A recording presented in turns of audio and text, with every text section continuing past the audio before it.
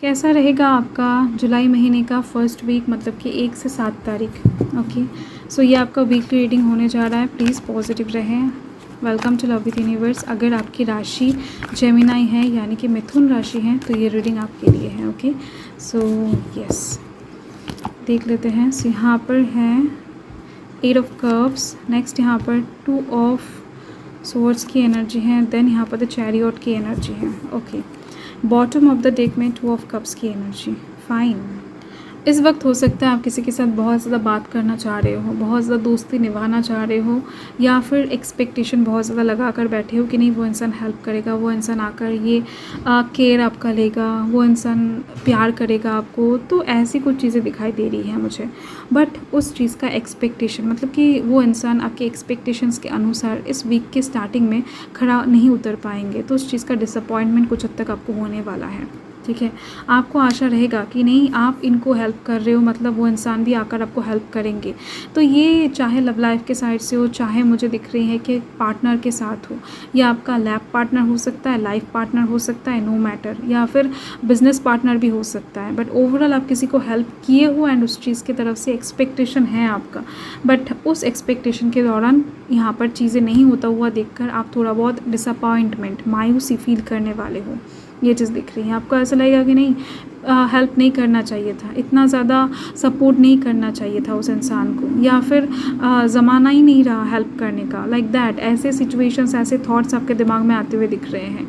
आप बहुत ज़्यादा खुद को कहीं ना कहीं डाउन फील करवाते हुए दिख रहे हो। ओवर थिंकिंग यहाँ पर एक दिख रही है। देखो, ओवर थिंकिंग से भी ज़्यादा ना इमोशनली डाउन दिख रहे हो आप, कि नहीं उस इंसान को उनकी ही हालत में छोड़ देते हैं और ज़्यादा उनसे कुछ एक्सपेक्ट नहीं करते हैं। चलो ठीक है, ऐसी दिख रही है।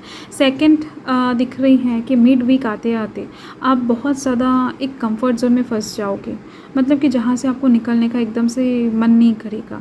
कुछ चीज़ें आपके लाइफ में ऐसा चलता हुआ दिखेगा मिड वीक में कि वहाँ पर आप खुद से कोई एक्शन लेना नहीं चाहोगे।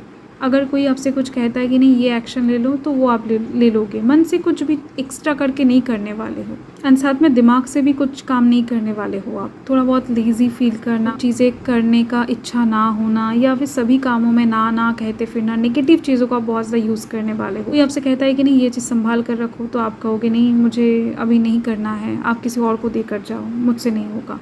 या फिर कोई अगर आपसे कहे कि नहीं इस टाइम के अंदर ये प्रोजेक्ट सबमिट करना है, तो आप कोशिश करोगे, हो सकता है नहीं हो रहा है, आपका नींद आ रहा है, आप सो जाओ। तो ऐसे टाइप्स की चीज़ें दिख रही हैं वीक के मिड के लिए। बहुत ज़्यादा एफर्ट आप किसी भी चीज़ में देने नहीं वाले हो, जैसे चल रहा है उस चीज़ के अकॉर्डिंग आप चलने वाले हो। यहाँ पर मैंने आपको बताया ना कि कंफर्ट जोन से निकलना आपको अच्छा नहीं लगेगा, चाहे कुछ भी हो जाए, क्योंकि आप किसी चीज़ को लेकर सोच में डूबते हुए दिखाई दे रहे हो। एंड वीक के एंड आते आते मुझे दिख रही हैं कि यस, आप खुद के पावर में आ जाओगे। आपको समझ में आ जाएगा कि आप क्या गलती कर रहे हो एंड किसको भरोसा कर रहे हो, किससे दोस्ती कर रहे हो, किसको हेल्प कर रहे हो। तो ये सब चीज़ें आपके दिमाग में अच्छे से आ जाएगा। तो आप पैथ को चूज़ करते हुए दिखाई दे रहे हो सही से। अपने इमोशंस को अभी कंट्रोल करने वाले हो वीक के एंड में, और ज़्यादा आप इन ख्यालों में डूबने नहीं वाले हो, और ज़्यादा आप इस सिचुएशन में स्टक नहीं रहने वाले हो।